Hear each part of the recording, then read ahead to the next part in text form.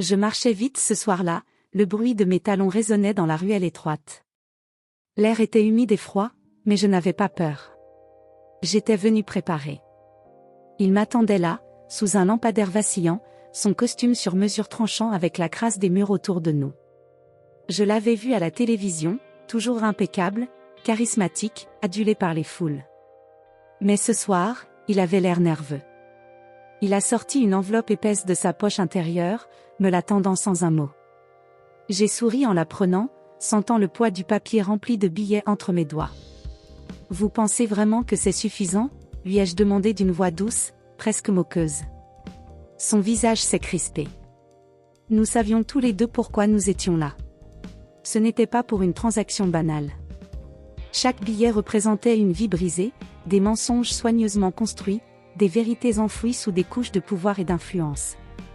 J'avais passé des mois à rassembler les pièces du puzzle, à comprendre ce qu'il avait fait, et surtout, comment il s'en était tiré. « Tu ne comprends pas » a-t-il murmuré, sa voix tremblante. « C'est plus grand que toi. Plus grand que nous. » J'ai ri, un son sec et amer qui a résonné contre les murs de briques. « Oh, je comprends parfaitement. Vous avez acheté le silence de tant de gens. Mais moi, je ne suis pas comme eux. » J'ai ouvert l'enveloppe, laissant quelques billets s'échapper et flotter jusqu'au sol mouillé. « Je ne suis pas ici pour votre argent.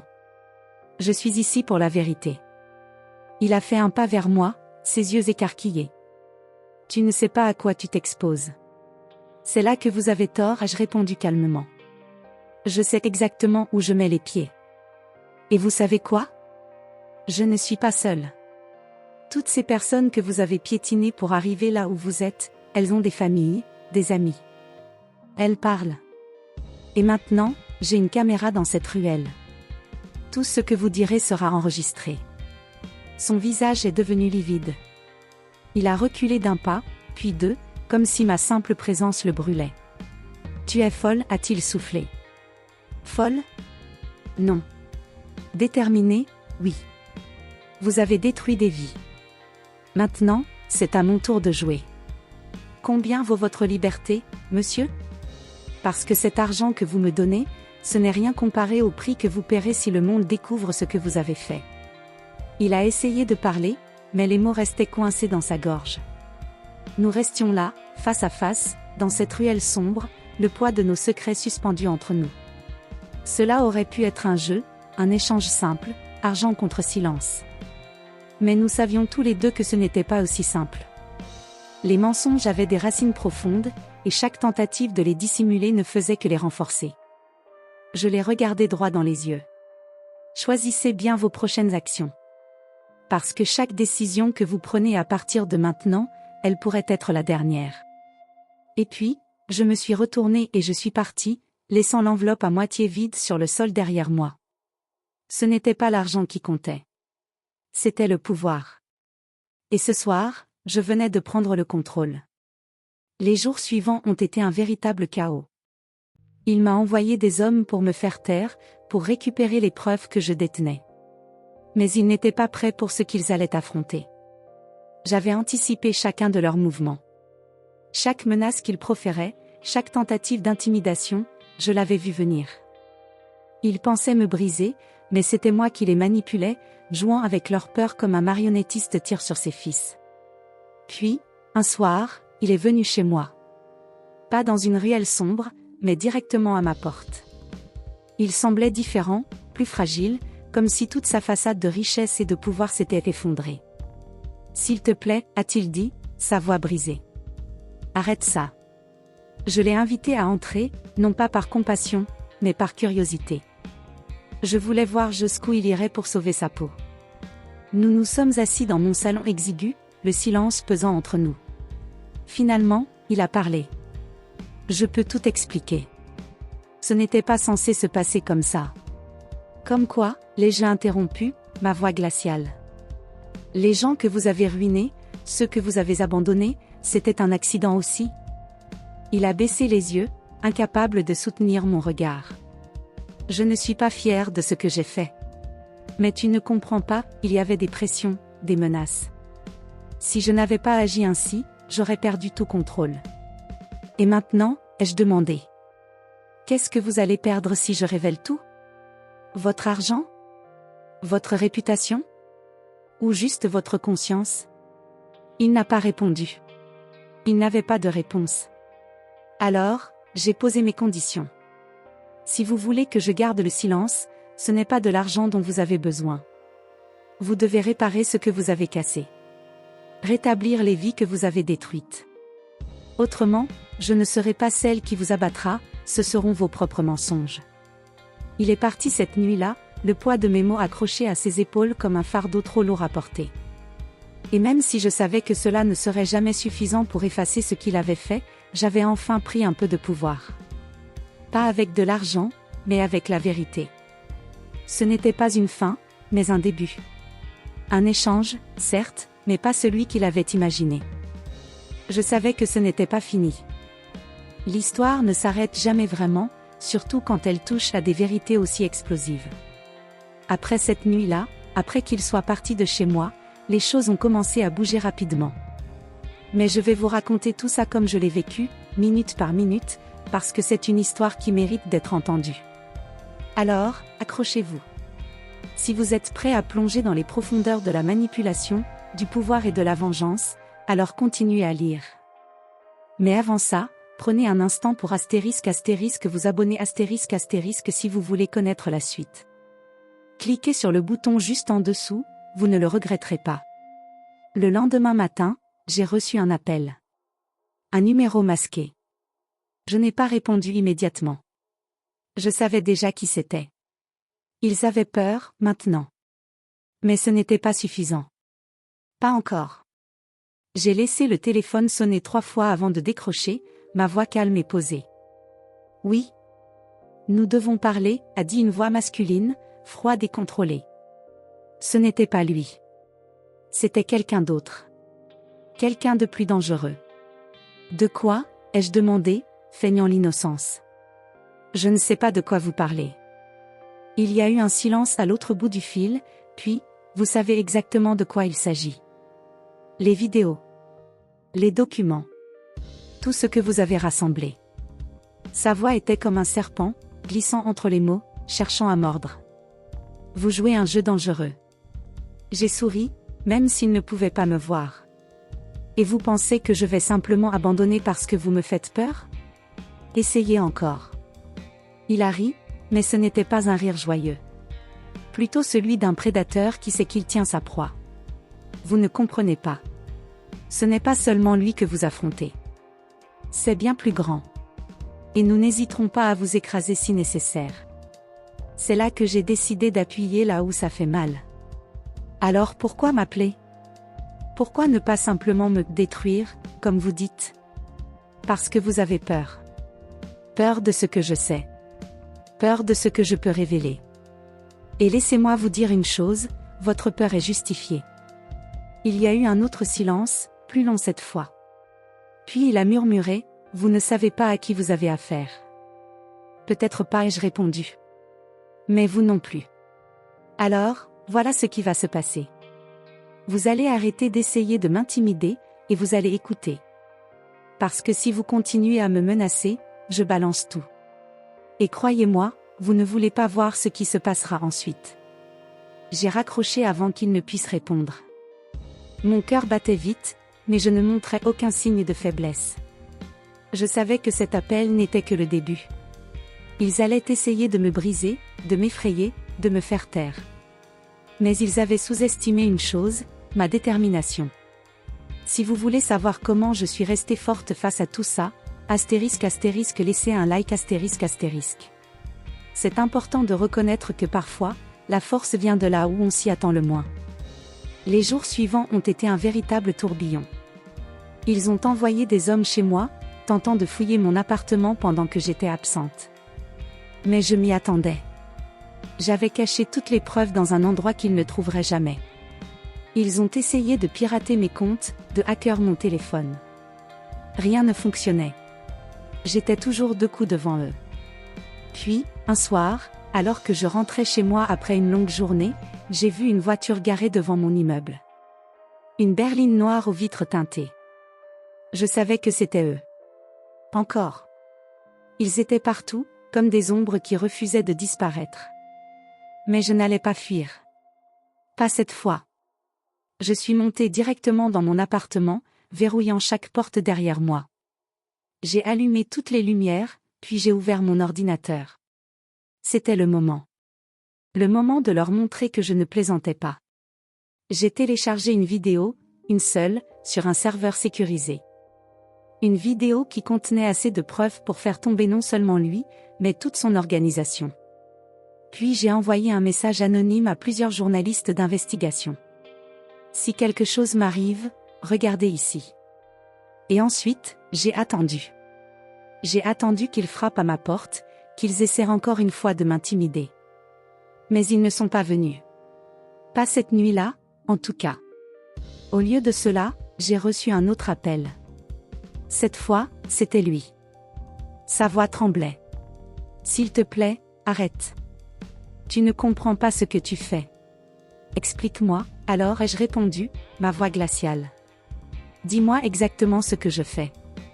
Parce que de là où je me trouve, je fais ce que personne n'a osé faire avant moi, rendre justice. Il a hésité, puis a murmuré, tu ne sais pas contre qui tu te bats. Et vous ne savez pas contre qui vous vous battez, ai-je rétorqué. Maintenant, écoutez-moi bien. Vous allez réparer ce que vous avez cassé. Chaque vie que vous avez ruinée, chaque mensonge que vous avez raconté. Sinon, je dévoile tout. À tout le monde. Et cette fois, il n'y aura pas de retour en arrière. Il a raccroché sans un mot. Mais je savais que j'avais gagné. Pas complètement, mais assez pour qu'il recule. Pour qu'il réfléchisse. Pour qu'il réalise que je n'étais pas une simple menace. J'étais une promesse. Si vous voulez savoir ce qui s'est passé ensuite, *** écrivez votre pays en commentaire ***. Je veux savoir d'où vous suivez cette histoire, parce que c'est une histoire universelle. Une histoire qui pourrait se dérouler n'importe où. Les semaines suivantes ont été un jeu du chat et de la souris. Ils essayaient de me surveiller, de me suivre, de comprendre mes moindres mouvements. Mais je connaissais leurs tactiques. J'avais appris à anticiper leurs actions. Et chaque fois qu'ils pensaient avoir un avantage, je le retournais contre eux. Finalement, ils ont commencé à céder. Les premières excuses publiques sont apparues dans les médias. Des fonds ont été redistribués aux victimes. Des excuses officielles ont été prononcées. Ce n'était pas parfait, mais c'était un début. Un début concret. Et tout cela grâce à une simple décision, ne jamais baisser les bras. Mais ce n'est pas encore terminé. Il reste encore beaucoup à faire. Beaucoup de vérités à révéler. Alors, si vous voulez savoir comment tout cela se termine, *** partagez cette histoire avec vos amis ***. Faites-la découvrir à ceux qui ont besoin de l'entendre. Parce que c'est une histoire qui mérite d'être racontée. Une histoire qui montre que même face aux pires adversités, il est possible de se battre. De gagner. Et rappelez-vous, ce n'est pas l'argent qui compte. Ce n'est pas le pouvoir. C'est la vérité. Les mois qui ont suivi ont été une véritable bataille. Une guerre silencieuse, menée dans l'ombre des couloirs du pouvoir, des réseaux sociaux et des médias. J'étais devenue une figure énigmatique, une ombre que personne ne pouvait ignorer mais que personne ne parvenait à saisir. Ils me craignaient. Ils me respectaient. Mais surtout, ils savaient que je n'allais pas m'arrêter.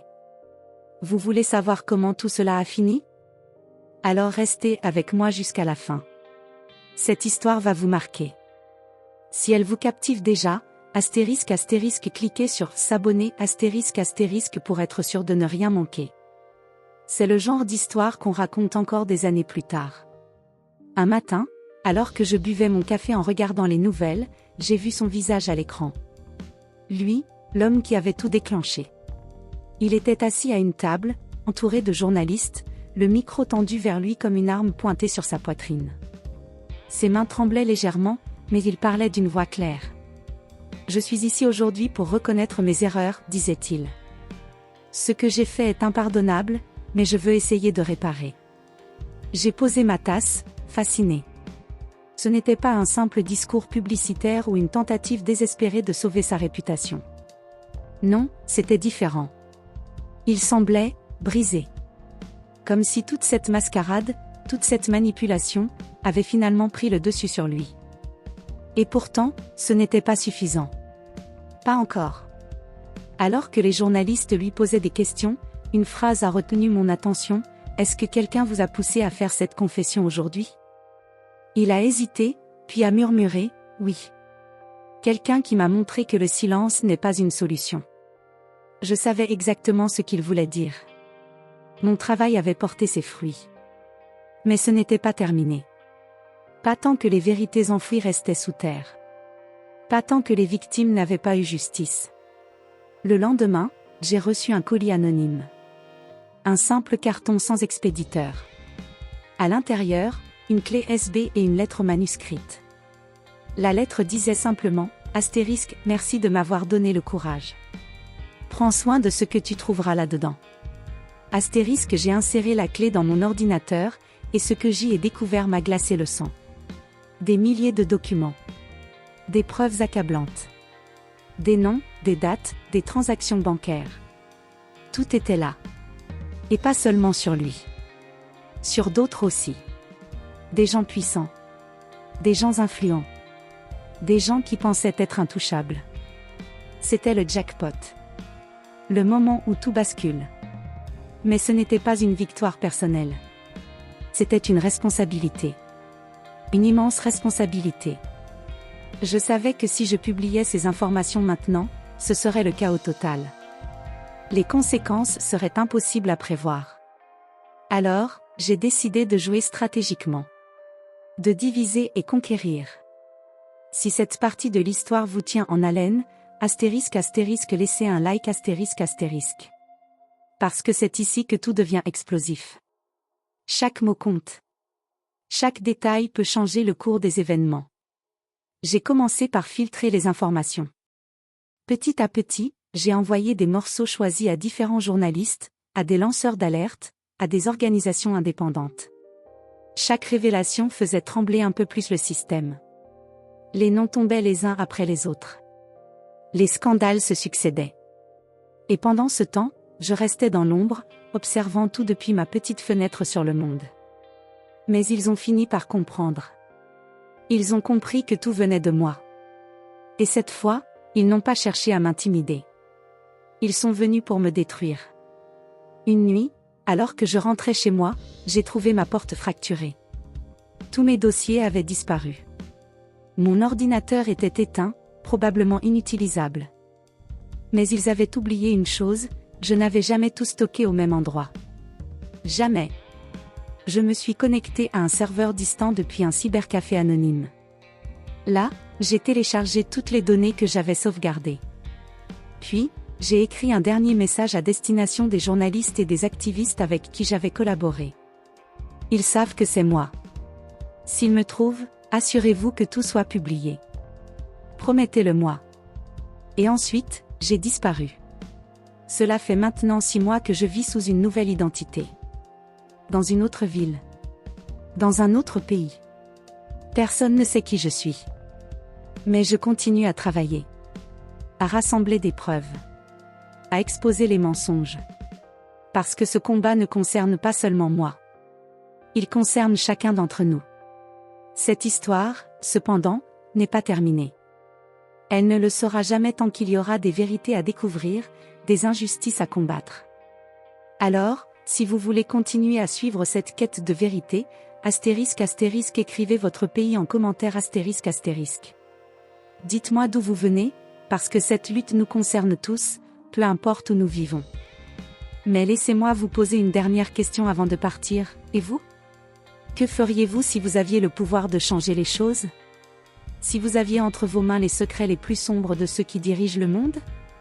Est-ce que vous prendriez le risque ? Ou est-ce que vous baisseriez les bras ? Peut-être que vous avez déjà votre réponse. Peut-être que vous n'êtes pas encore sûr. Mais une chose est certaine, chaque action compte. Chaque geste, chaque mot, chaque partage peut faire une différence. Alors, partagez cette histoire Faites-la connaître. Parce que c'est ensemble que nous pouvons changer les choses. Quant à moi, je continuerai. Toujours. Parce que la vérité, c'est ce qui nous rend libres. Et la liberté, c'est ce qui vaut la peine de se battre. Et maintenant? Maintenant, c'est à vous de décider ce que vous ferez de cette histoire. Vous pouvez laisser un commentaire, partager vos pensées, ou simplement observer. Mais rappelez-vous, ce n'est pas juste une histoire. C'est une invitation à agir. À réfléchir. À changer. Alors, quelle sera votre prochaine étape?